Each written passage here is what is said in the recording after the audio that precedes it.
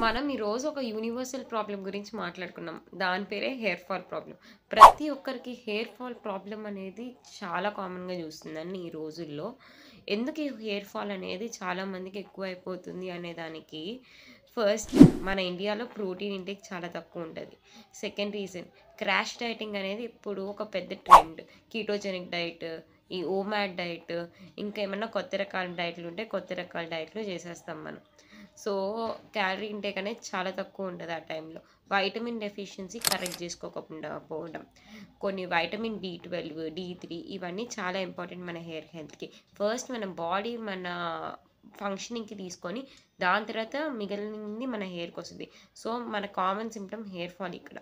Fourth PCOD లేదా thyroid అనేది neglect చేసేయడం. పీసీఓడీ, థైరాయిడ్ నెగ్లెక్ట్ చేయడం వల్ల మన హార్మోనల్ ఫ్లక్చుయేషన్స్ వల్ల హెయిర్ ఫాల్ అనేది చాలా తరచుగా చూస్తుంటాం మనం.